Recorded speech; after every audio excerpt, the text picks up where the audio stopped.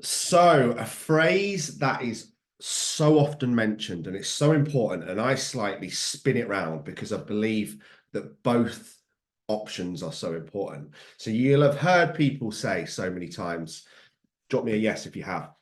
Healthy body, healthy mind. It's one of the kind of the most age-old phrases, really, but it is very true.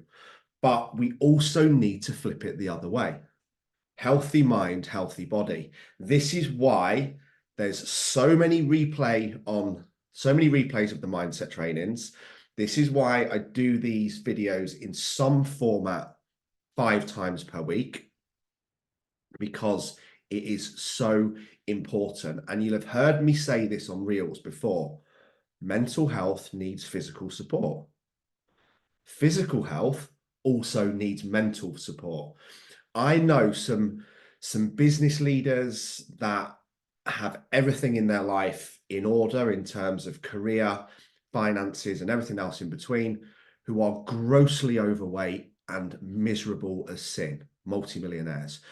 I also know men and women who have bodies like Greek gods or Greek goddesses and are miserable as hell and suffering numerous mental health battles. So it's very much the combination of the two. So it's healthy body, healthy mind, but it's also healthy mind, healthy body, which is why I'm so committed to these trainings. Because in order to perform in life, to perform in your careers, to perform in your relationships, to perform as parents, employers, employees, business leaders, whoever you may be, we have to understand that a healthy body will lead to a healthy mind. But we're going to struggle to ever get a healthy body without first having a healthy mind. So, almost every single person that I know that has achieved some form of success, be it sporting, be it business, be it in life, in any area of life, first and continues to keep both of these things in shape. So they are committed. You won't find very many elite. There's the odd person that doesn't in all of these things, aren't there? But 99%, I would say, of people that you would kind of outline of, God, that person has really, really, really achieved success in life, is committed to fitness and nutrition. And they're also committed to personal development, personal growth, and working on themselves. So it was also analysed in Forbes magazine, this, when they did a kind of big journal type research thing on successful people. And outside of everything else, even outside of the mindset stuff, the business development, the mental resilience, the not quitting, the believing in themselves, and all these things, the number one thing that successful people have in common is that they are committed to exercise and nutrition. The number one, all and above everything else. Now, when I spin this round, is we have to remember the body will only ever do what the mind tells it. And it's that going even deeply into a scientific level of the brain and neurons and actions and all these things, the body is operated by the brain and mind muscle connection and everything else in between. So this is why I'm so consistent with these trainings. This is why, going back to and I'm not perfect, guys, you know this, going back to my very deepest, darkest days of depression, of suicide attempts, I wouldn't ever say I was a true addict, but, I was heavily partaking in things that I shouldn't have been on a very regular basis. So, back then, it was consistency with mindset that got me out of the hole. And I've told you guys that story many times. The very first mindset book that I read was The Secret by Rhonda Byrne. And I listened to it every day for about 1 to 2 years relentlessly. Tell you how old I am. It was on CDs. And it was in a Vauxhall Corsa. So there was a 4-pack CD. She then did one called The Power, and I had it on. And this is where I came to this analogy, because I had it on every day. So I'd drive from Eckington to Plug, from Plug to Eckington and from Eckington to Plug and Plug and back to Eckington 4 times most days, as well as various things throughout the day. And I never left it. I never ever took it out. And everything in my life, I started to understand this. Positive thoughts attract positive thoughts. I started to take action. I started to believe in the kind of good side of the law of attraction. And my mind slowly started to turn, because I was in a point at that stage where I wouldn't even say 99, I don't even think 99% of my thoughts were negative. I think 100% of my thoughts were negative. Hated my body, hated my relationship, hated my career, hated my past. I just hated everyone. I was the most negative Nancy in the world. And it was like a spiral. Even if I get myself out of it, something would like upset me or trigger me at work. And then I'd be left at work for 8 hours, and it would be like, the analogy that I use is it's like a tiny little golf ball at the top of a mountain. By the time my thoughts have been left untamed at work for 3, 4, 5 hours, all of a sudden it was a mountain of pain. I even used to create, like, I bet you guys have done this, like created things that didn't even exist. Like, I wasn't financially great, but I also wasn't about to kind of lose my house and be homeless. But I would convince myself that almost everything, there was lots of things that needed sorting, but I would also convince myself that every single one of them was about 8 million times worse than it was, because all the negative thoughts multiplied. It's like I've referred to it in the past as ants, so automatic negative thoughts. And it is like kind of like an ant's nest, or like a weed growing. If we pull that weed out straight away, it's not difficult. If we leave it for 4 or 5 weeks, all of a sudden the entire drive's infested with weeds, and it's a complete nightmare to sort it. The same goes, with these automatic negative thoughts. So when I realized how important this was I'd really started to pull myself out of this. Okay. I'd started to think about different careers, think about what I wanted to do. I'd started to exercise, I'd stopped drinking, I'd started to eat better and generally take care of my body. And then anybody who kind of might know the bassline scene, the music scene, Danny Bond sent me a mix. And again, we're going back to that area. It was a CD that was sent out in the post, and I was like, oh, I love Danny Bond, proper love Danny Bond. So out came The Secret. In went Danny Bond with his bomber bass lines music mix. And yeah, I had like a great car ride to and from work. Probably drove like a bit of a chav, because the music gets you going. Picked up a couple of parking fines. And within 3, 4 days, my mind was going backwards. And I'm thinking, what's happening? What's changed? Why am I feeling like that? Why am I depressed again? Why am I struggling to get up? Why haven't I been to the gym for 4 days? And I'm like, that was the only thing that had changed. And that's how important it is doing the mindset stuff every day, even if it's only 20 minutes on one of these videos. 20 minutes whilst moving, but we'll come on to this a little bit more.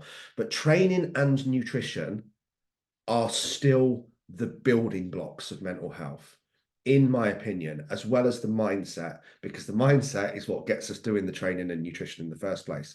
But, they are the building blocks of a happy and healthy life. And I've never met a person who's got a handle on their nutrition and started eating better, hydrating, drinking more water, getting to bed on time, reducing their alcohol, doing a little bit of mindset work and movement every day, and not seen a massive improvement in every single area of their life. Anxiety and stress reduced, confidence increased, better energy, sleeping better, more self-confidence, more self-worth, more self-value.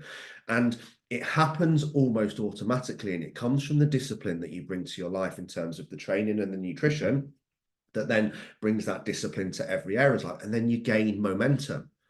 And just like the tiny golf ball of negative thoughts that became an avalanche, the tiny golf ball of positive thoughts can also become an avalanche. So, as I said, I believe in not just healthy body, healthy mind, but also healthy mind, healthy body. Now, this is I don't know, I'm going to tell you this, guys, because it's so funny. I don't know if any of you guys are on TikTok, right? If you are, go and follow me. Not because I want more followers, but you need to watch this video by this lady called, I think she's called Fat and Fab Nana. And she's basically done one of those duet things. Logan thinks it's the funniest video in the entire world. So I did this reel and I said, basically, get up right now, take off all your clothes, open up your internet banking on your phone and go and stand in front of the mirror. And the point is that I've said, you know, whether you choose to believe it or not, that is a direct reflection of what you have invested into each of those areas. Anyway, she's done this duet of this video and she's saying, right, okay, I've got my phone. I'm taking all my clothes off. I'm ready for you. I'm ready for you. Oh, I thought you were going to call me. I thought you were going to call me. I thought we were having some jiggy jiggy. And this woman's about 60 years old. Logan thinks it's the funniest thing in the world. And then she's like, oh no, he's not going to ring me. Disappointed. Story of my life. I'll post it in the group anyway. It's funny. Anyway, gone off on a tangent, ADHD. But it's true what I was saying. So it's the reflection, right? It's the reflection of the effort that you put in. You put a lot of time and effort into your body, you're going to have a great body. You put a lot of time and effort into your career, your relationships, parenting, mindset, whatever you put it into, you're going to have a reflection of it. But also, when we talk about this, what we're putting in, if you put garbage in, you get garbage out. You can't expect to live on Greggs and McDonald's and your body to perform well.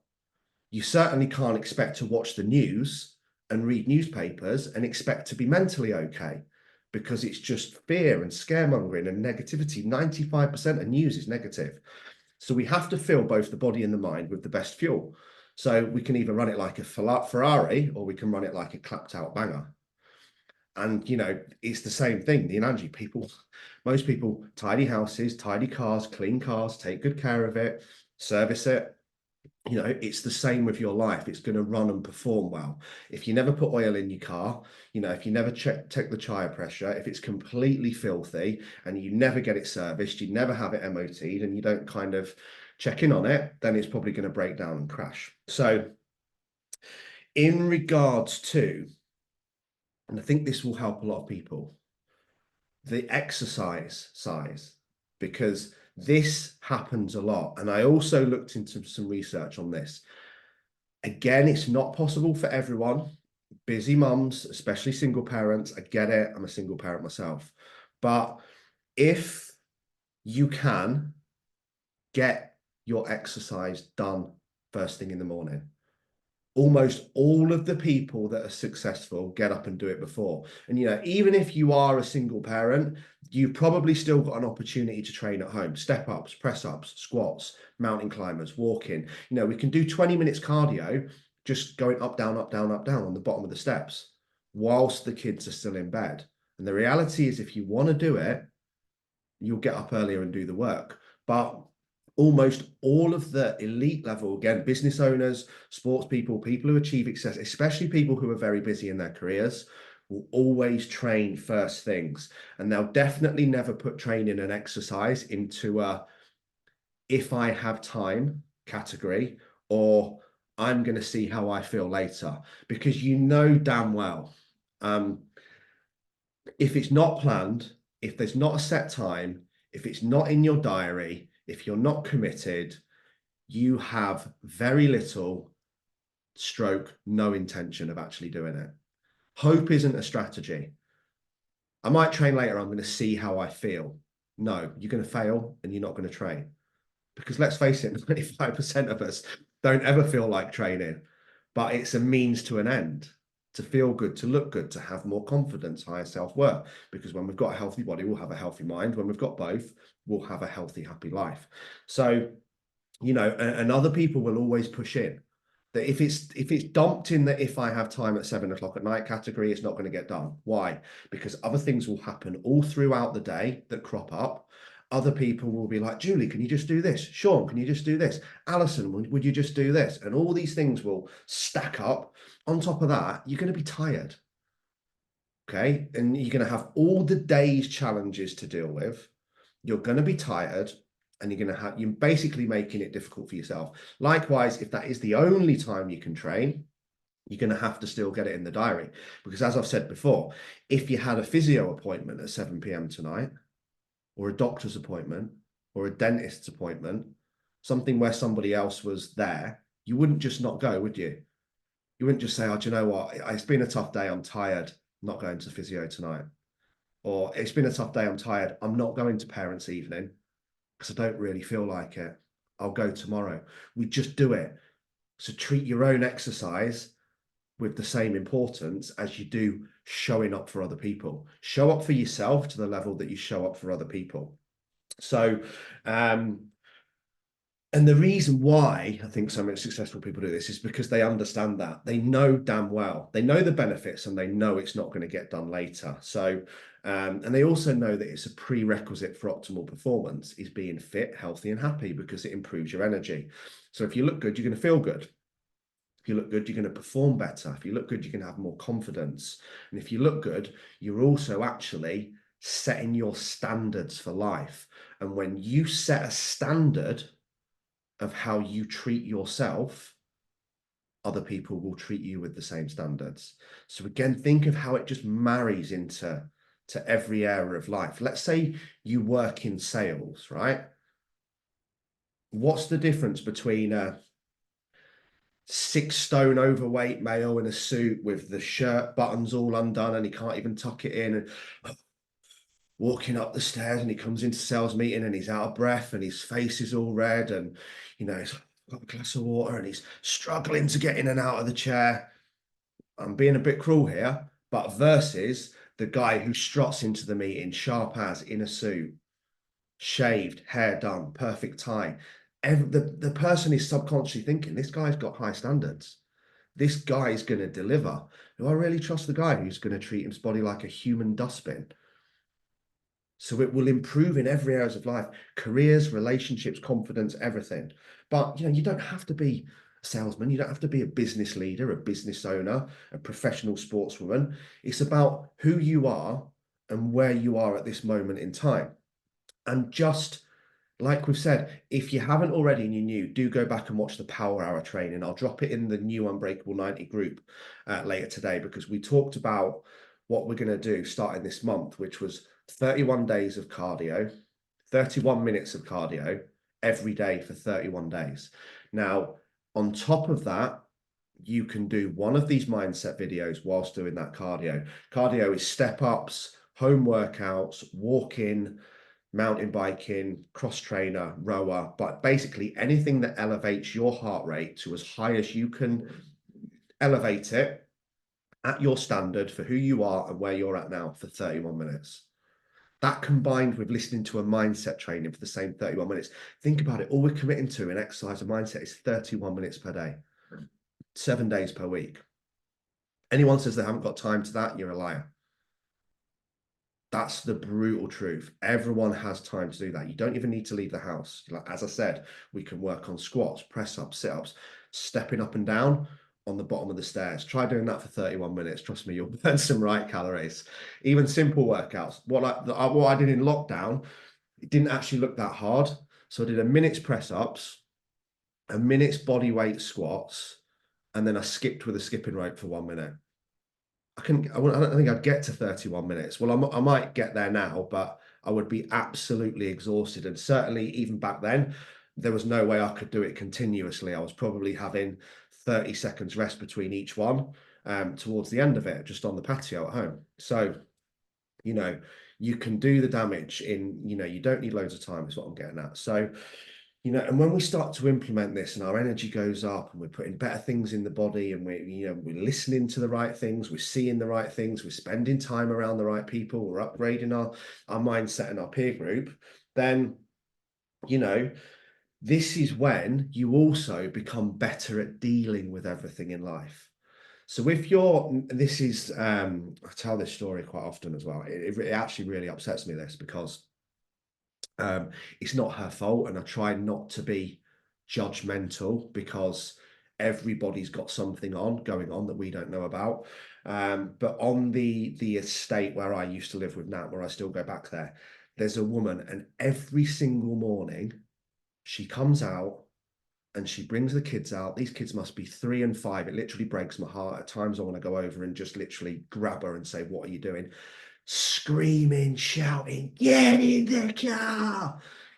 Just really to the level where a lot of parents don't even understand. You guys will have seen this. You'll have seen it in supermarkets. You'll have seen it in school playgrounds. You've probably seen it outside houses.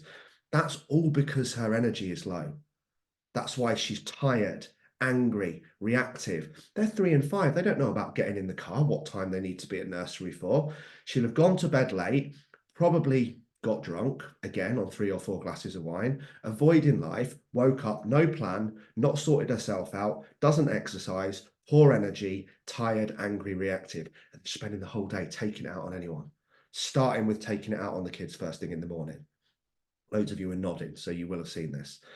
But this is why when we're not, when the energy's on point, when we've gone to bed on time, when we're exercising, when we're happy, when we're confident, when we've done what we need to do to reduce our own stress levels, and we went to bed and we filled out our planner for the next day and we put the clothes out for the morning, including the children's clothes, because that is our responsibility. And we got to bed on time and we slept and we hydrated and we got up for an hour before the kids to sort ourselves out so that when they get out of bed, we've sorted ourselves out first because we're in the best possible position to do it. And this is when your energy is on point, when you're not tired, when you're not drinking every day. One of the biggest misconceptions, why do you drink? Oh, just when I get in from work, I just do it. I just do it to just wind down. I do it to de-stress. Right, I promise you this on my little boy's life. The biggest cause of stress is alcohol. It blanks out the stress for maybe 2 to 3 hours. And then even though you might pass out, you don't sleep properly. And then you get up and you're hungover, whether you think it or not. You know, I was there for years, right? I used to drink every night when I had plug. Not every night, probably 4 or 5 nights a week. But I'd be at the club, I'd maybe drink until whatever time in the morning, get home, have a couple, go straight to work. I didn't never miss work. I would still work 8-9 hours every day, and then I would work in the evenings, and then I would repeat. And you know, it's those people that think, oh, you've heard people talk about them, functioning alcoholics. Again, I wouldn't say I was an alcoholic, but it wasn't until I broke my neck and that situation happened that I actually stopped drinking for 12 weeks. And I'm like, oh my God, I thought I was a warrior at work. And I realized I'd just been operating in second gear for probably the last 10 years of my life, because it just becomes the norm, right? You don't get a hangover because it's just the norm. So it doesn't feel any different to normal. But, you know, when we start to improve this energy and we bring this, you know, you actually creating the stress because you've had some alcohol to block the stress out, maybe 2 or 3 glasses of wine after work on a Wednesday, and then you like don't get anything done because let's face it, who wants to do anything after 3 glasses of wine? And then you don't get the kids' clothes out, as she probably didn't, and then you snooze 3 or 4 times in the morning, and then breakfast is not ready, and then you get up and you're angry, reactive, tired, stressed, and putting out fires before it's even 9 o'clock in the morning. All that stress was created by the thing that you took that you thought was relieving the stress. Some people do that in a hamster wheel thing, just constantly. It's about breaking that cycle long enough to realize, you know, alcohol destroys your energy. You've got, like Luke's just said in the comments, if you've got any form of stress, anxiety, or mental health issues, drinking alcohol is like pouring petrol on a fire. And the reason I always use that analogy is because very quickly, when you throw the petrol on it, what does it do initially for a very short period? It pats it down, doesn't it? Dampens it out. And then it comes up bigger and angrier and more reactive than ever before. So, you know, it doesn't help. Likewise, I'm not claiming that everyone needs to go teetotal, but if it is really affecting your energy in the work week, it is something that we need to improve on, because you know, when you are happy, positive, slept well, your energy is on point. This is when, you know, think of how, you know, people, a lot of people do this with animals as well really badly. Like dogs don't respond to being screamed and shouted at. They don't even understand what you're saying for a start. They respond to tonality, they respond to love, attention, being trained, being given time. Okay, and the same with kids. It's if you've got angry, stressy, reactive, loud, shouty kids, go and look in the mirror, because kids don't do what they're told; they copy what they see. And it's our role to show them, not tell them. Show them how to be. But again, when your energy's on point, the same situation. It's like, darling, would you please just mind getting in the car because mummy really needs to get you to school on time? Is that okay? Yeah, of course it is. Do you know what I mean? Versus get in the car. What's that kid going to be like? You think, oh, this is when someone doesn't do exactly what you want them to do, this is how you get them to do the thing that you want. Fear, anger, shouting, and that can cause PTSD for years. I'm going off on a tangent here, but you get what I'm saying. When you are on point, everyone in your life will be in point. And this is also why putting yourself first is the most unselfish thing in the world, because when you are good, everyone's good, because everyone gets the best version of you. When you're slept well, when you're exercising, when your confidence up. Happy, confident parents, happy, confident kids. Stressed, anxious, angry parents, stressed, anxious, angry, and possibly afraid children. So fill your own cup up first. It's not selfish. It's the most unselfish thing in the world. And I know even now, and some of you will probably attach to this as well, I don't train for a day, my energy drops. Now, I'm not saying I train crazy. One day it might just be like a 40-minute walk with some mindset some days. I don't train nearly as much as people think I do. Apart from when I'm doing a training for a 200-mile challenge, which I've just started. But just 20 to 30 minutes a day is enough. Commit to it. That 30 to 60 minutes is your non-negotiable. It's your power hour. I'll re-drop that training in. And you taking that time out is the most unselfish thing in the world, because everything will improve. Self-image, self-worth, reduced body fat, higher energy, better sleep, less stress, less anxiety. It's crazy. All of these benefits just from taking out that small window of time. But also, one big thing I want you to concentrate on, and I will drop this training in as well, because this is something that I will have to manage instantly within the first 1 to 2 weeks, when many of you will commit to what you're doing for 1 to 2 weeks and then be absolutely devastated when you jump on the scales after 7 days and you haven't lost 7.5 stone. Okay? It doesn't happen that quickly. We can only burn or gain 1 pound of body fat per week, scientifically backed. Anything else is just water, carbohydrate, glycogen, lean mass fluctuations. So if you drop, most people will drop way more than that in weeks 1 to 2, because as soon as you drop your carbohydrate levels, because we all overeat carbs, you'll drop a lot of water and a lot of stored glycogen. But after the first 2 to 3 weeks, if it's more than 1 pound per week, you're unnecessarily eating too little food. But what I'm getting at is that number does not define you. It does not define your progress. It does not define your self-worth. So when you are starting to train this week and next week, and when you're starting to do the mindset stuff and everything in between, I want you to focus on how exercise makes you feel. Even if it's an extreme amount of pain to start with, as it might be in the first couple of weeks on the heart and lungs if you haven't done anything for a long time, but how you feel afterwards. Like, I've never met a man or a woman who went for a walk, a run, a jog, a swim, a gym session, a class. Don't overthink. I've written you all an exercise plan, but exercise is exercise at the end of the day if we're looking for fat loss and to improve our fitness. So, I've never met a man or woman, oh God, I went to the gym last night, proper regret that this morning. Do you know what? I got up at 9 o'clock on Saturday morning and I went for a 40-minute walk, 40-minute walk, whilst listening to some mindset, and my word, did I regret that fresh air. Felt terrible all day. It just doesn't happen. We have the opportunity every day to do this thing that's going to make us feel amazing. So make sure we choose that thing, because that is what will create and build motivation. I've said this so many times before. People are often, if I ran a, what are they called? Survey, questionnaire, whatever. And I said, what are the top 3 reasons why you haven't got started yet? And I guarantee you, I already know the answers. Even if it wasn't a multi-tick box, it would be, I don't have motivation, or I need motivation.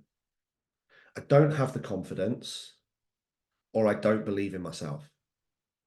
Those 3 things. People will say, I bet you, drop me a yes if you've said this about anything in the past. If only I had more confidence, I would, and then insert what you would do. If only I had more motivation or could get motivated, I would insert what you would do. If only I could believe in myself, I would insert what you would do. And then there's another whole psychological aspect where people take it another level and they make all three of those things somebody else's responsibility. Lee, I need you to motivate me. If only somebody would believe in me, I would insert what they would do. I need you to come with me to give me some confidence. So they've taken it again away from, I'm going to make all this stuff someone else's responsibility. And I've said this so many times.